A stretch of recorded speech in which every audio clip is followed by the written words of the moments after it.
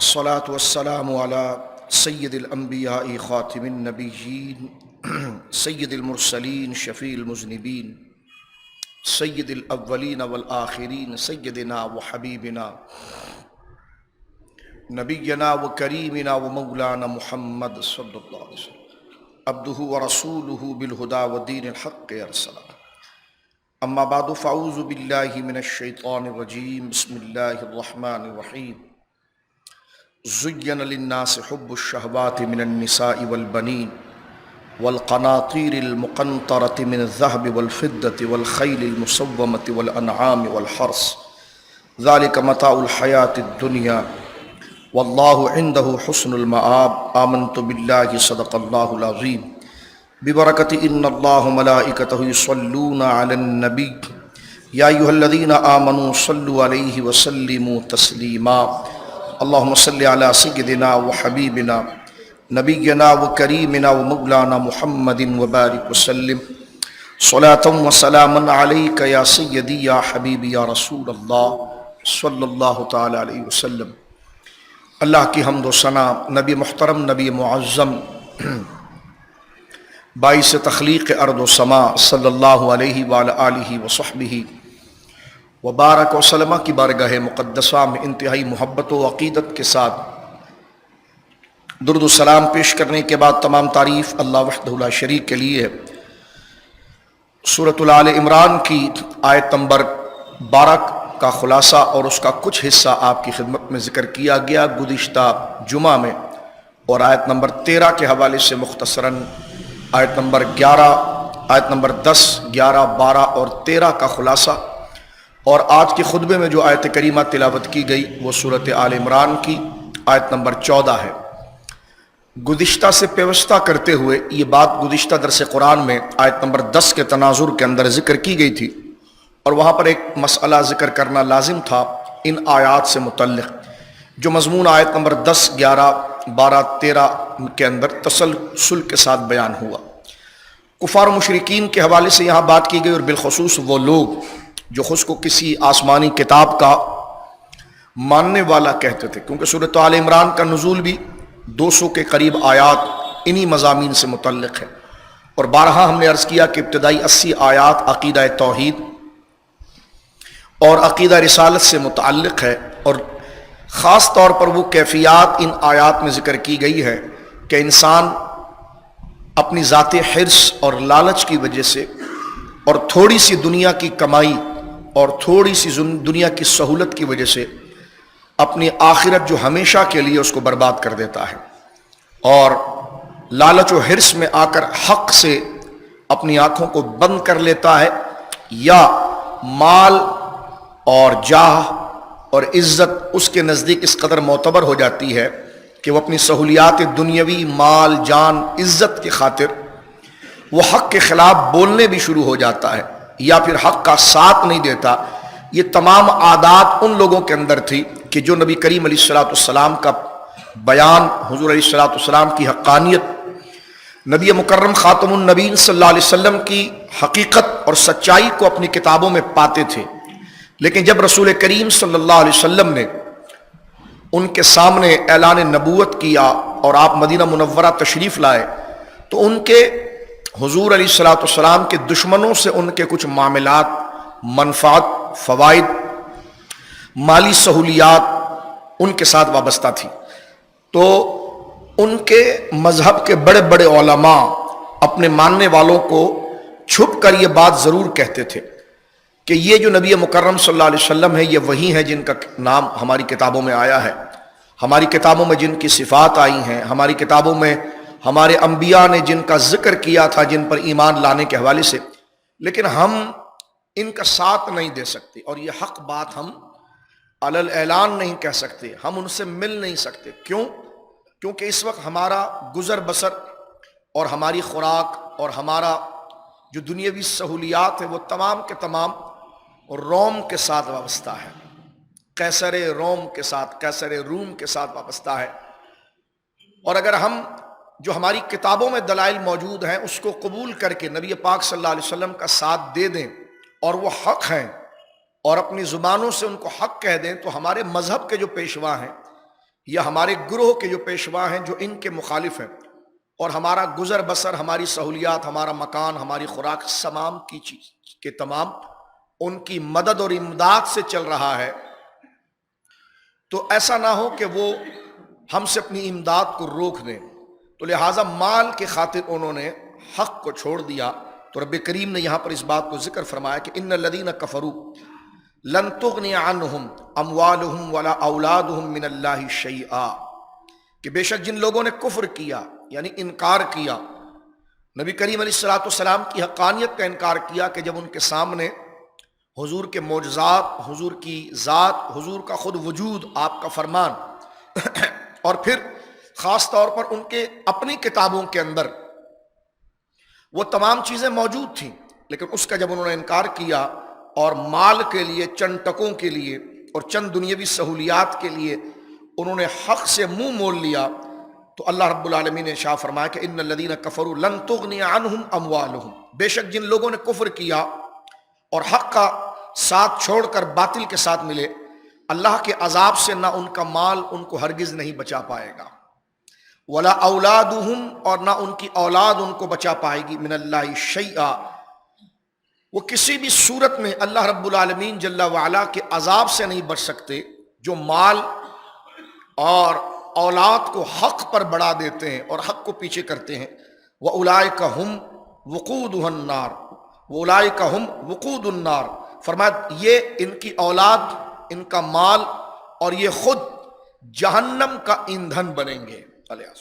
ان کے ذریعے جہنم کو سلگایا جائے گا۔ انہوں نے ظلم کی انتہا کی۔ ایک تو وہ لوگ ہیں جو جانتے نہیں تھے، اور یہ کوئی واقعہ میں نہیں سنا رہا، یہ ہماری زندگی میں گزرنے والے وہ حالات ہیں کہ بسا اوقات ہم سچ کا ساتھ نہیں دیتے، اس لیے کہ کسی غیر سے ہماری کچھ سہولیات وابستہ ہوتی ہیں، اور ہم دنیاوی منفعت، دنیاوی فائدے کے لیے آخرت کو قربان کر دیتے ہیں، عقیدے کا سودا کر دیتے ہیں، اور اس میں کوئی ٹیڑھی زبان کر کے کوئی ایسی تعویل نکالتے ہیں جس سے باطل بھی ہمارے قریب آ جائے اور حق بھی ہمارے قریب آ جائے، جس کو ہماری اصطلاح کے اندر صلح کلیت کہا جاتا ہے، کہ شیطان کو بھی راضی رکھو اور اللہ کو بھی راضی رکھو، ایسی کوئی پالیسی بنائے، جس طرح کہ آج کل کا ہمارا معاشرہ ہے جس سے صلح کلیت کہتے ہیں، کہ دونوں ہاتھوں میں لڈو لینا اور معاملات کو لے کر چلنا۔ ان تمام فاسد اور بد مذہبوں کا رد یہاں پر کیا جا رہا ہے کہ جنہوں نے حق کو ہلکا جانا اور اپنی مال اور اپنی آسائشوں کو زیادہ جانا، رب کریم نے فرمایا ان کا مال، ان کی اولاد ان کو اللہ کے عذاب سے روک نہیں پائے گا، اور وہ دوزخ کا ایندھن بنیں گے۔ پھر آیت نمبر 11 اور 12 کے اندر تسلسل کے ساتھ فرعونیوں کا ذکر ہوا، کیونکہ دو چیزیں تھیں جس سے وہ لوگ اپنے لیے فخر اور اپنے لیے اپنی قدر کو جانتے تھے، اور آج یہی عادت ہمارے اندر ہے۔ مثلا مال ان کے نزدیک اہم تھا، دین اور حق اہم نہیں تھا۔ ان کے نزدیک اولاد اور اولاد کی طاقت ان کے نزدیک اہم تھی، دین کا کاز اور نظریہ اور عقیدہ اہم نہیں تھا۔ فرعونیوں کے اندر عادت یہ تھی کہ نہیں، ہمیں کیا ہو سکتا ہے، اور ہم حضرت سیدنا موسیٰ کے قول کو کیوں مانیں، ہمارے پاس تو جائیداد بھی ہے، ہمارے پاس اولاد بھی ہے، بیٹے بھی ہیں۔ اور اہل کتاب کے اندر یہ عادت تھی جو مدینہ منورہ کے اندر تھے، وہ کہتے تھے کہ روم جو ہے، قیصر روم، ہمارا گزر بسر اس کے پیسے سے چلتا ہے، اگر ہم نے نبی پاک کا ساتھ دیا تو ہم سے ناراض ہو جائے گا، جب ناراض ہو جائے گا تو فنڈنگ رک جائے گی، ہمارا جو گزر بسر ہے وہ رک جائے گا۔ آج یہ چیزیں ہمارے اندر بھی بے شمار صلاحیت کر گئی ہیں۔ ہم حق کے نظریے کے مقابلے میں تھوڑی سی وقتی زندگی کے مقابلے پر حق کو قربان کرتے ہیں، اور دیکھتے ہیں کہ جناب چندے میں فرق نہ آ جائے، افراد میں فرق نہ آ جائے، یہ بات بولیں تو کہیں یہ فرق نہ آ جائے۔ یہ سب شیطانی خیالات ہیں۔ جو حق ہے وہ بیان کرو، بیان نہیں کر سکتے تو کم سے کم باطل کے ساتھ ملو نہیں، اس کے ساتھ جڑو نہیں، اور اپنے حلقوں کے اندر حق کی بالادستی اور حق کی اہمیت جو ہے اس کو ہمیشہ تم اجاگر رکھو، اس کی اہمیت کو واضح کرو۔ تو یہ دو رنگی جو ہے کہ جو دنیا کو ترجیح دینا اور آخرت کو بھول جانا، اس پر ہم نے تفصیلی تقریر اس آیت کے ضمن میں گزشتہ درس قرآن کے اندر ذکر کر دی تھی۔ لیکن اس سے ایک غلط تاثر یہ نہ لے لیا جائے، اس آیت کا مفہوم مخالف نہ لے لیا جائے، جو یہاں پر کہا جا رہا ہے کہ کفار و مشرکین کو ان کا مال اور ان کی اولاد کوئی فائدہ نہیں دے گی۔ تو اس کا کیا مطلب ہوا کہ مطلقاً اولاد بیکار ہو گئی؟ کیا اس کا یہ مطلب ہوا کہ مطلقاً مال بیکار ہو گیا اور پھر ہم ہر مجلس کے اندر جو اللہ کی نعمت مال ہوتی ہے اور اللہ کی نعمت اولاد ہوتی ہے یکسر اس کو فراموش کر دیں؟ ایسا نہیں ہے، اس آیت کا یہ مطلب نہیں لیا جائے گا۔ اولاد اور مال یہ اللہ کی نعمت ہے، لیکن یہ نعمت جب بنتی ہے جب یہ عقیدے اور اللہ کی مرضی کے مطابق ہو جائے، لیکن جب یہ اللہ کی مرضی کے مقابلے پر آ جائے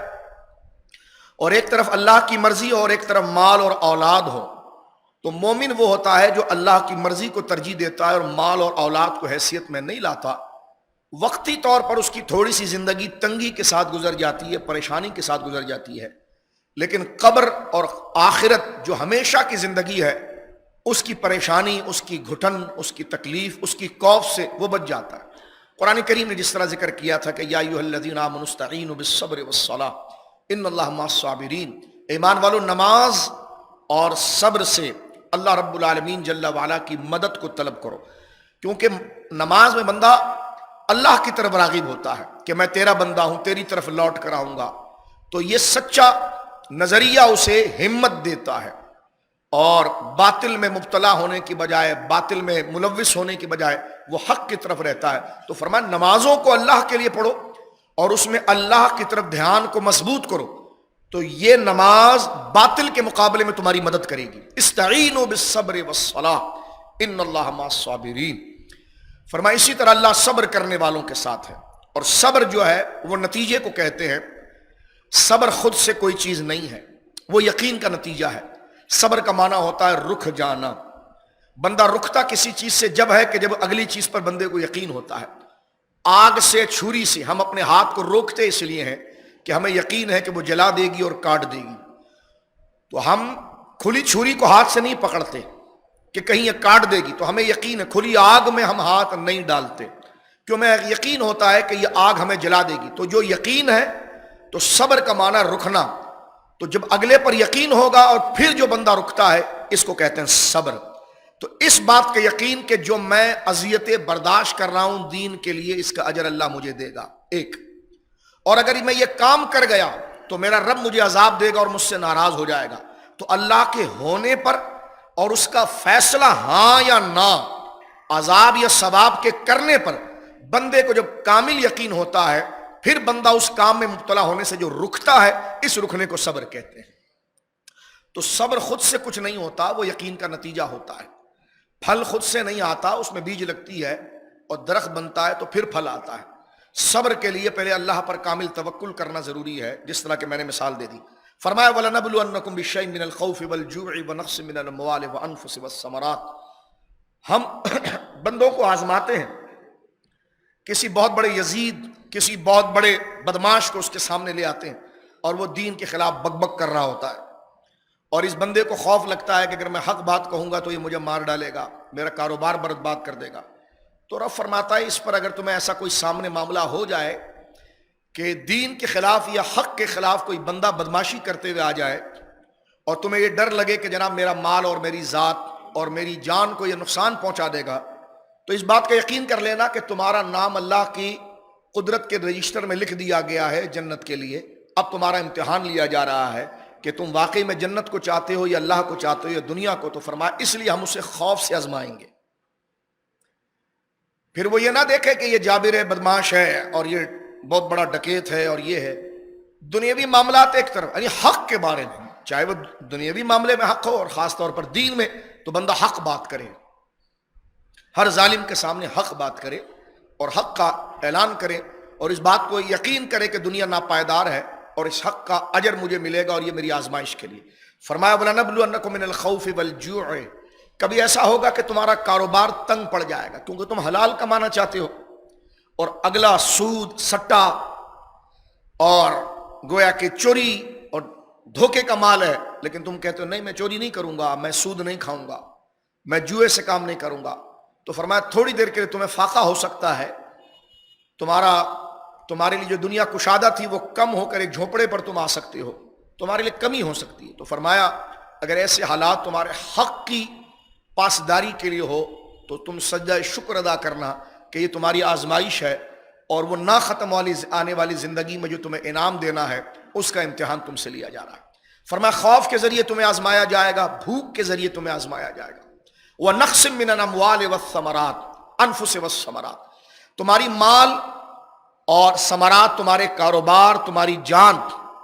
وَلَنَبْلُوَنَّكُم مِّنَ الْخَوْفِ وَالْجُوعِ وَنَقْصٍ مِّنَ الْأَمْوَالِ وَالْأَنفُسِ وَالثَّمَرَاتِ، تمہاری جان، تمہاری مال، تمہاری اولاد کی خطرے سے تمہیں آزمایا جائے گا۔ لیکن وَبَشِّرِ الصَّابِرِينَ، بشارت دیجئے ان صبر کرنے والوں کو جو ہماری ذات پر یقین رکھتے تھے کہ ہم لوٹ کر اس کے پاس جائیں گے، اور اسی کے نام اور اسی کے منشور کی پاسداری میں ہم نے حمیت اور غیرت کی ہے۔ ہمارا کوئی شوق نہیں رہا، ہمارا کوئی خوف نہیں رہا، ہمارا شوق وہی ہے جو ہمارے رب کو پسند ہے،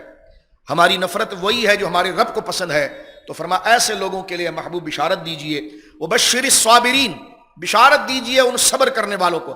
الذین، وہ لوگ، اذا اصابتهم مصیبہ، جب ان پر کوئی مصیبت ٹوٹ پڑتی ہے، قالوا، تو وہ سب کہتے ہیں، انا للہ، کہ بے شک ہم اللہ کے لیے ہے، وانا، اور بے شک ہم الیہ راجعون، اسی کی طرف لوٹ جائیں گے۔ وہی مضمون یہاں پر گویا کہ ذکر کیا گیا، تو میں نے سورہ بقرہ کی آیت سے اس کی بات لی ہے۔ کان کھول کر بالکل چہروں کو تازہ رکھ کر اس بات کو سمجھ لیجیے، قرآن قصہ کہانی کی بات نہیں ہے، قیامت تک ہدایت کی بات ہے۔ اس میں پھر ایک جملہ عرض کر کے آگے بڑھ جانا چاہتا ہوں، اس میں مشرکین کی مذمت کی گئی، اہل کتاب کی، وہ خود کو نبیوں کا ماننے والا کہتے تھے، جیسے میں اور آپ ماننے والا کہتے ہیں۔ لیکن نبیوں کا ماننے والا جب ہوتا ہے جب نبی کی مانتا ہے، صرف نبی کو نہیں مانتا، نبی کی بھی مانتا ہے۔ وہ موسیٰ علیہ السلام کو مانتے تھے، حضرت عیسیٰ علیہ السلام کو مانتے تھے، لیکن جو انہوں نے کہا تھا وہ نہیں مانتے تھے، تو نہ نبی کی نعت ان کو کام آئی، نہ نبی کی تعریف کام آئی، کیونکہ نبی کی نعت، نبی کی تعریف جب کام آتی ہے کہ جب نبی کو کے ساتھ نبی کی مانی جائے، سارا کام اسلام کے خلاف کیا جائے، اور پھر ایک رحمت للعالمین کانفرنس ہو گئی جی، کفارہ ہو گیا جی، کفارہ ہو گیا، ایک کانفرنس ہو گئی جی۔ یہودیوں قادیانی کو ساتھ دے دیا، بھائی نے کانفرنس کر دی، ورفعنا لک ذکرک، ٹی وی کے 2 نمبر قسم کے نعت خوانوں کو بٹھا دیا، اور لنگڑے لولے نعت خواں آگے اپنے لفافہ پکڑ کے نعت پڑھ کے چلے گئے، بعد میں تقریر بھائی کریں گے۔ تو یہ وہ خباثت ہے کہ جو دین کو ہلکا جاننا ہے۔ اب دیکھیں یہاں پر یہ بات ذکر کی تمہاری مال اور تمہارا جان، یہی ان میں تھی، وہ نبی کو مانتے تھے، نبی کی نہیں مانتے، جیسا ہمارا حال ہے، ہم نبی کا نام لیں گے لیکن نبی کی نہیں مانیں گے، وقت کے ڈان کو سلام کریں گے، وہ دین کے خلاف بات کرے، حق کے خلاف بات کرے، اس کو سلام کہیں گے، اعلان اس کے خلاف نہیں کھڑے ہوتے تو بند کمرے میں بھی اس کے کارکن صحیح بن جائیں گے، اس کے خلاف لوگوں کو، اس کے ساتھ لوگوں کو تیار کریں گے، جو یہود کا طریقہ تھا۔ وہ حضرت نبی پاک کو جانتے تھے، اسلام کی حقانیت کو جانتے تھے، کیوں نہیں مانا انہوں نے؟ کیا وجہ تھی؟ میں اور آپ اس بات پر بالکل، یہ آیت ہمارے سامنے آئینہ ہے، میں اور آپ اس کے سامنے اپنے آپ کو دیکھیں، ہم قبر کے دہانے پر پہنچے ہوئے ہیں، موت کبھی بھی واقع ہو سکتی ہے اور اللہ کو اس کا جواب دینا ہے۔ تو یہ آیت میرے اور آپ کے لیے آئینہ ہے میرے دوستو، جمعے کا دن تربیت کا دن ہوتا ہے، غور کیجئے اس بات کو۔ تو ان کے پاس جب ساری باتیں تھیں کہ یہ اسلام حق ہے، جس طرح آج ہمارے سامنے کئی باتیں کہ یہ حق ہے، لیکن اگلا جو ہے اس کا جھٹا زیادہ ہے، اس کے پاس حکومت ہے یا اس کے پاس جو بھی الغرض جو بھی ہو، تو کیا وجہ تھی انہوں نے حق کا ساتھ نہیں دیا؟ اس کی وجہ یہ تھی کہ قیصر روم، جو رومی تھے، جو اپنے آپ کو ان کا بڑا کہتے تھے، سارے مولویوں کو فنڈ وہاں سے آتا تھا، روم سے آتا تھا، مدینے میں جو ان کے مولوی تھے، خیبر میں جو ان کے مولوی تھے، یا مدینے کے اندر یہود کے جو قبیلے تھے، ان کو سارا پیسہ رومیوں، جو روم سے تعلق رکھتے تھے، ان کو ساری فنڈنگ روم سے آتی تھی، ان کے مدرسوں کو خرچہ آتا تھا، ان کی خانقاہوں کو پیسہ آتا تھا، ان کے ملاؤں کو آتا تھا، ان کو بستر، گاڑی، یہ وہ کھانا۔ جب ان کے شاگرد کہتے تھے کتاب اٹھا کر، ارے یہ دیکھیے یہ محمد صلی اللہ علیہ وسلم کی تو ساری نشانیاں کتابوں میں لکھی، وہ کہتے چپ ہو جاؤ، یہ بات نہیں کرنا، یہ ہے لیکن ہم کہیں گے کچھ بھی نہیں، کہیں گے کیوں؟ کہ روم ناراض ہو جائے گا تو چندہ رک جائے گا، مدرسے کیسے چلیں گے ہمارے، خانقاہیں کیسی چلیں گی؟ تو خدا نے تم کو مدرسے بنانے کے لیے کہا تھا یا خود کو مسلمان رہنے کے لیے کہا تھا؟ یہ آج ہمارے اندر عادت، چندہ کم ہو جاتا ہے جی، معاملات کم ہو جاتے ہیں۔ یہاں پر اللہ نے فرمایا لن تغنی عنہم اموالہم ولا اولادہم من اللہ شیئا، تو تمہارا یہ مال اور تمہاری اولاد جس پر تمہیں فخر ہے، اور جو تم انتہائی بے حیا بن کر حق کو چھوڑ کر، گویا کہ انتہائی درجے کے بے حیا بن کر جو مال کما رہے ہو اور لے کر آ رہے ہو، تو یہ مال اور یہ اولاد تمہیں کوئی فائدہ نہیں دے گی، بلکہ تمہارا یہ مال اور جس کو تم نے دینی بارگاہیں بنائی ہوئی تم سمیت جہنم کا ایندھن بنو گے، کیونکہ جنت میں وہ جائے گا، اللہ کا محبوب وہ ہے جو حق کو پہچان لے تو پھر حق کا ساتھ دے۔ یہ تمام چیزیں، تو اس میں ہم کتنے 2 نمبر ہیں، یہ سب آپ کو سامنے آنا چاہیے۔ ہزاروں لاکھوں مذہبی تنظیمیں ہیں، لیکن پھر بھی ہمارا حال کیا ہے؟ یہی ہے جو یہ تھا، جو آج میری اور آپ کی پالیسی۔ ہمیں ڈر ہوتا ہے کہ مرید بھاگ جائے گا، ہمیں ڈر ہوتا ہے کہ جناب چندہ دینے والے لوگ بھاگ جائیں گے، ہمیں ڈر ہوتا ہے ایسی کوئی پالیسی ہم نے بنائی۔ نہیں بھگانا چاہیے، کوئی بری بات ہے، کیوں بھگائیں لوگوں کو جب لوگ قریب آ رہے ہیں؟ لیکن اگر لوگ قریب آ کر تم سے مطالبہ حق کے مقابلے پر کر رہے ہیں تو پھر تم نے ان کو چھوڑنا ہے، کیونکہ ان کو قریب تو تم اللہ کے لیے لا رہے تھے نا۔ تو جب ان کے قریب آنے سے اللہ ہی تمہارے ساتھ نہیں رہا تو پھر ان کو قریب لانے کا فائدہ کیا؟ پھر کیا مریدی اور پھر کیا خانقاہیں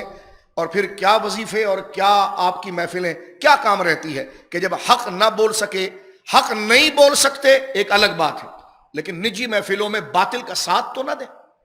بلکہ یہ کہا جائے کہ یہ جو ہو رہا ہے وہ غلط ہو رہا ہے۔ حالات ایسے ہم علی اعلان کچھ نہیں کہہ سکتے، یہ تو سب سے ضعیف الایمان ہے۔ کم سے کم اتنا تو ایمان رہے،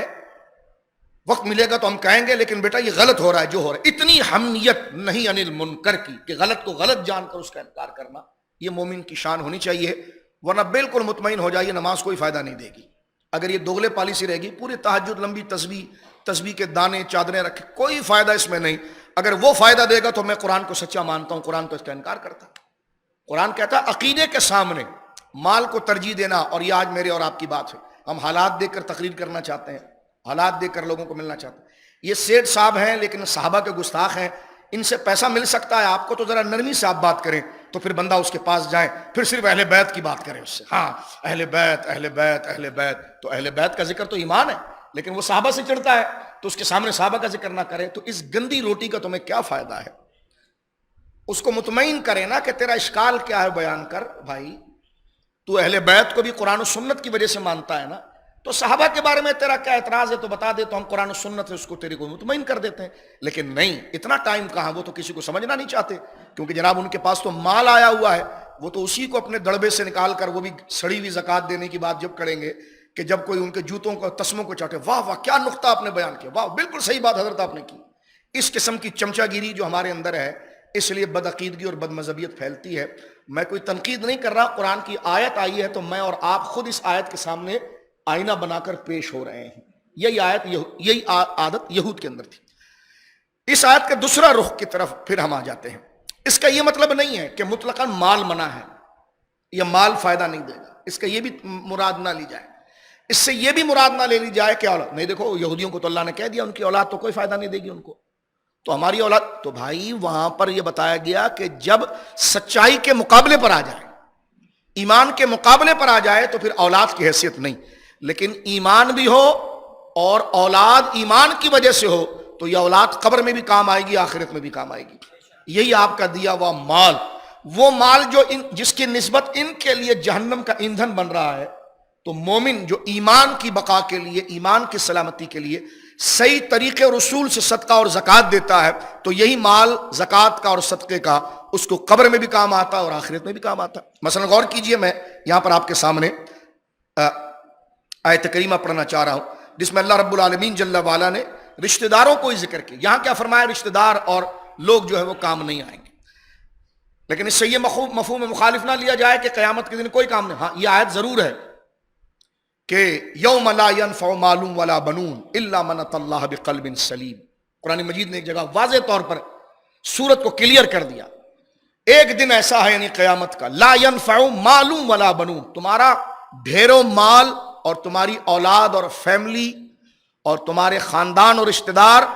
یوم لا ینفع مال ولا بنون، نہ تمہاری رشتہ دار اور فیملی تمہارے کام آئے گی، یہ قرآن کہہ رہا ہے، اور نہ تمہارا مال اس دن تمہارا کوئی کام آئے گا، الا من اتى اللہ بقلب سلیم، لیکن جو قلب سلیم کے ساتھ اللہ کے پاس آیا، وہ قلب سلیم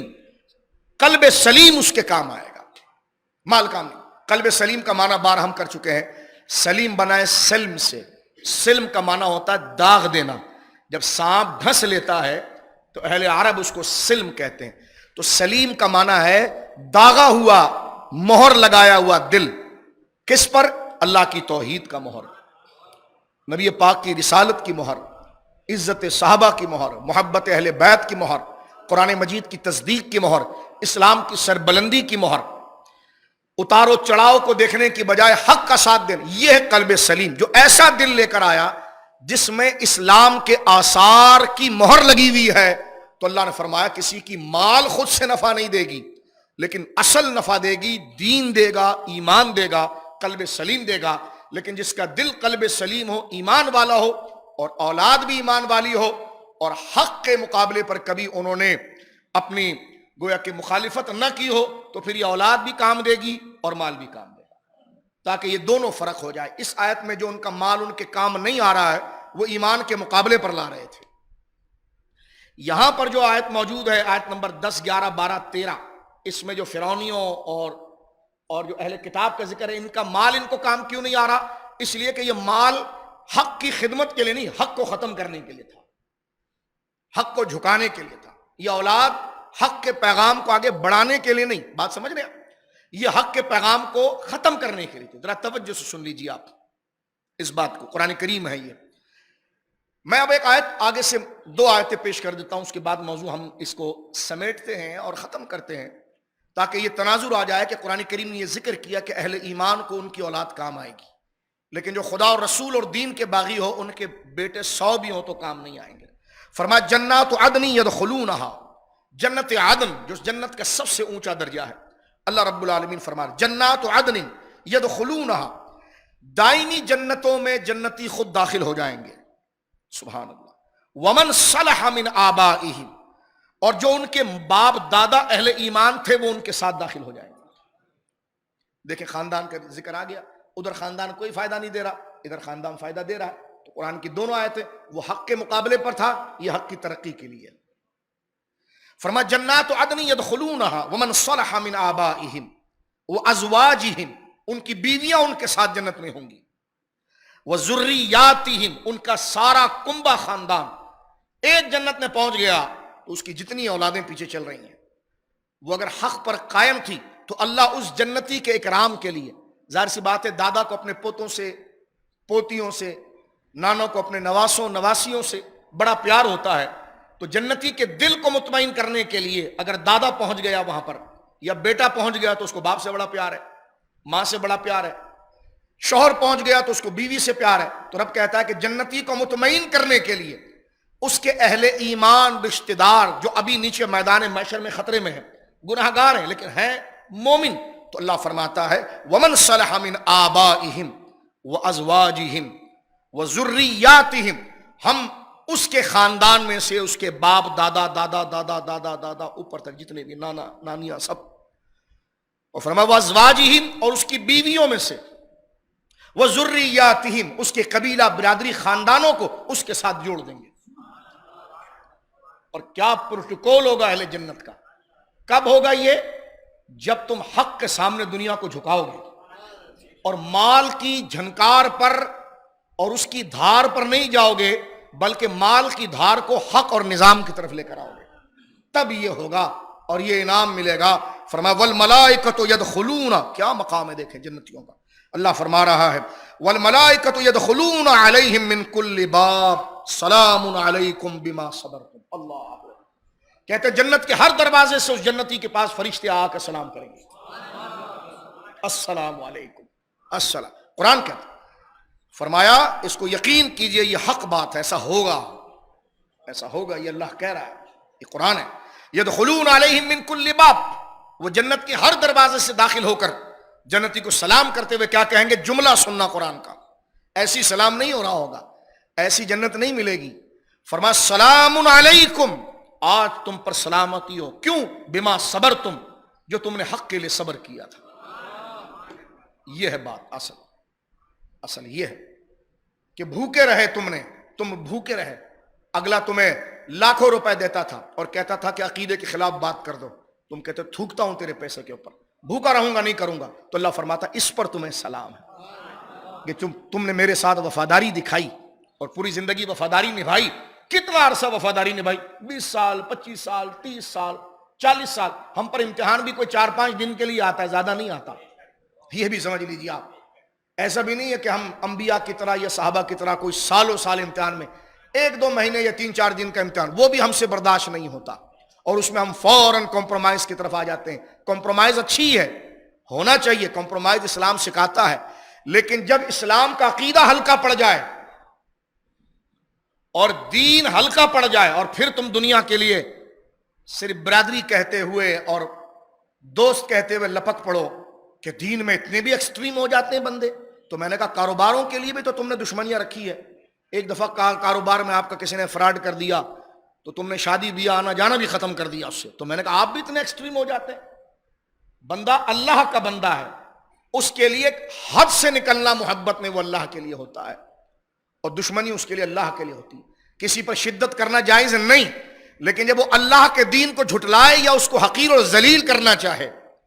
تو پھر بندہ اس کی دی ہوئی عزت کو ذلت سمجھے گا، اور رب کی طرف سے آنے والی اس آزمائش کو عزت سمجھ کے صبر کرے گا۔ تو اس کو فرمایا سلام علیکم بما صبرتم، تمہیں جنت یہ تسبیح کے دانے کی وجہ سے نہیں مل رہی ہے، تمہیں یہ جنت اس نماز کی وجہ سے نہیں مل رہی ہے، اصلاً تمہیں جنت اس حق پر قائم ہونے کی وجہ سے مل رہی ہے جس میں نماز نے تمہیں سپورٹ کیا ہے، جس میں تسبیح نے تمہیں سپورٹ کیا، وہ حق کا تم ساتھ دو۔ اب آیت کریمہ دوسری سنی اور آیت ختم کرتے ہیں۔ کیا اللہ نے پروٹوکول دیا ہے اپنے وفادار بندوں کو، جیسے سرکار امام علی مقام، صحابہ کرام، برادریاں چھوڑ دی، رشتہ داریاں چھوڑ دی۔ حضرت سیدنا وقاص، سعد بن وقاص، ابی وقاص رضی اللہ تعالیٰ اپنی ماں کے ایسے فرمان بردار تھے، سیرت کی کتابوں میں آتا ہے کہ ہر ماں دعا کرتی تھی کہ یا اللہ بیٹا دے تو سعد جیسا دے، لیکن جب حضرت سعد بن وقاص ایمان لے آئے، ان کی ماں اپنے مذہب پر قائم تھی،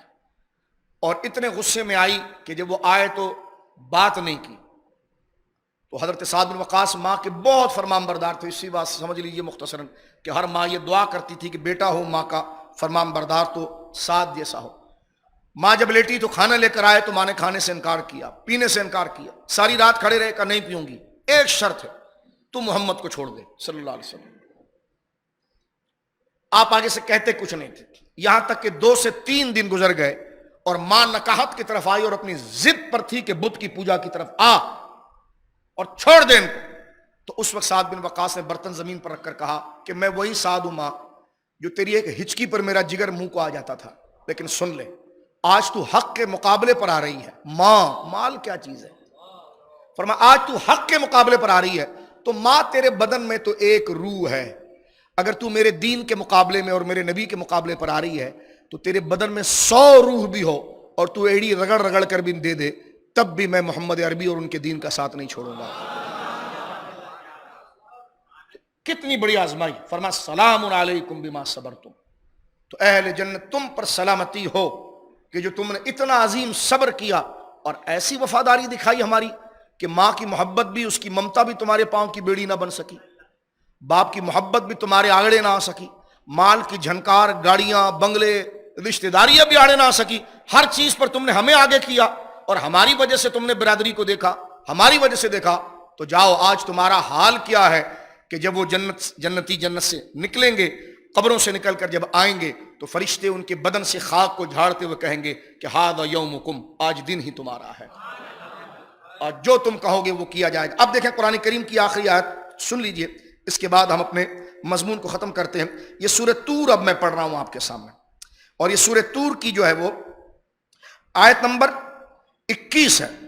قرآن کریم کہتا ہے متکئین علی سرر مصفوفہ، کیسے ہوں گے جنتی؟ اللہ فرما رہا ہے وہ صف بصف تختوں پر ٹیک لگائے ہوئے بیٹھے ہوئے ہوں گے۔ یہ قرآن ان کا پورا، ان کی جو خد و خال ہے اس کو بیان کرتا ہے۔ متکئین علی سرر مصفوفہ، وہ صف بصف تختوں پر، پلنگوں پر ٹیک لگائے ہوئے بیٹھے ہوں گے۔ وَزَوَّجْنَاهُمْ بِحُورٍ عِین، اور ہم ان کا نکاح کشادہ آنکھ والی گوری عورتوں سے کر دیں گے۔ یہ قرآن کہتا ہے۔ اب ادھر مذاق نہیں بنانا چاہیے کہ جو اس کے میمز بن رہے ہیں، مذاق بن رہے ہیں، ان کو اتنی ملیں گی تو ہمیں کیا ملیں گی۔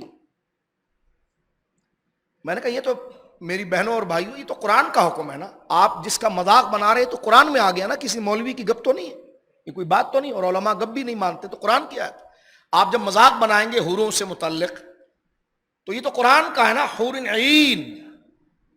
کہ وہ خوبصورت اور بڑی آنکھوں والی، یہ ہم نے تو نہیں کہا، قرآن نے کہا ان کے لیے، تو یہ تو اللہ کے کلام کو جھٹلانا، یہی آیت تو کفار کے اندر تھی.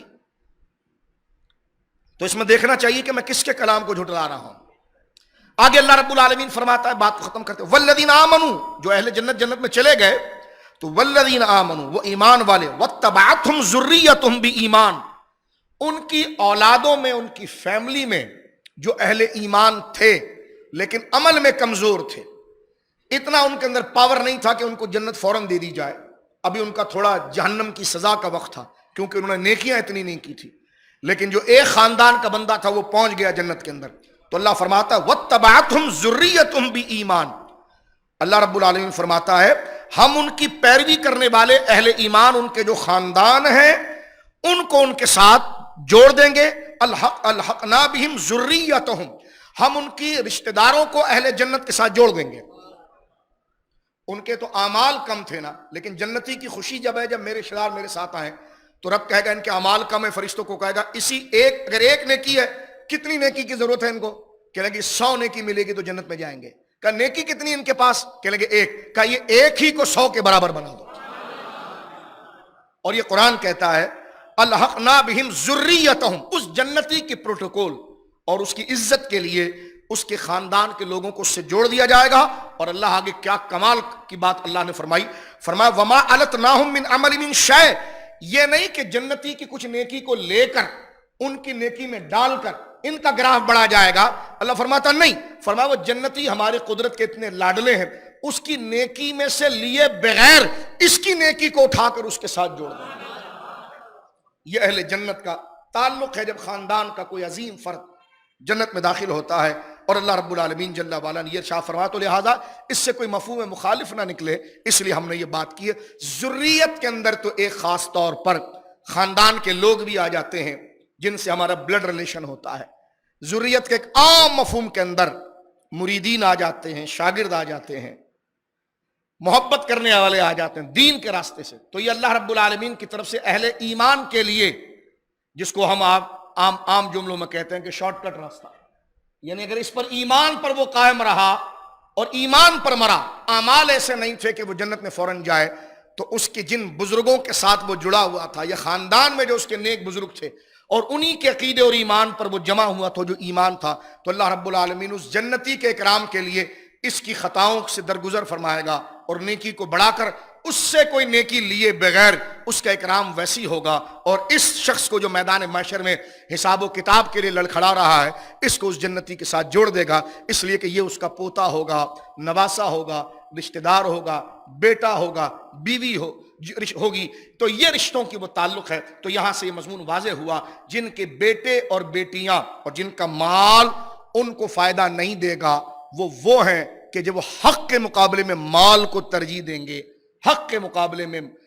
اپنی اولاد کو ترجیح دیں گے، اور جن کے نزدیک یہ ہوگا کہ میری اولاد کی کوئی حیثیت نہیں، میں تو ان کو مانتا ہی اللہ کے لیے ہوں، اور اگر یہ اللہ کے راستے پر نہیں آئے تو ان کی کوئی اوقات نہیں ہے، اور وہ اولاد ایمان پر رہی تو یہ اولاد باپ کو بھی فائدہ دے گی اور باپ اولاد کو بھی فائدہ دے گا. اللہ رب العالمین اپنے آپ کو ان آیات، گھر جائیے سورہ آل عمران کے آیت نمبر 10، 11، 12، 13 کا ہم نے یہاں پر خلاصہ پیش کیا ہے. دوبارہ جا کر اس پر غور کیجئے گا اور اس آیت کو آئینہ بنا کر میں اور آپ اپنے خود فریبی دیکھیں گے کہ ہم نام تو اللہ کا لیتے ہیں لیکن کیا اللہ کی مانتے ہیں؟ کتنا دوغلا پن ہمارے اندر اور منافقت ہمارے اندر موجود ہے. تو اس کے لیے اللہ کا خالص بندہ بننے کے لیے قرآن ہی رہنما ہے. اللہ کا یہ بڑا کرم ہے کہ اس نے ہمیں زندگی میں مہلت دے دی کہ ہمارے سامنے یہ آیت آ گئی اور ہمیں اصلاح کا موقع ملا. آج یہ ہم عہد کرتے ہیں کہ سب سے بڑا درجہ اسلام کا ہے.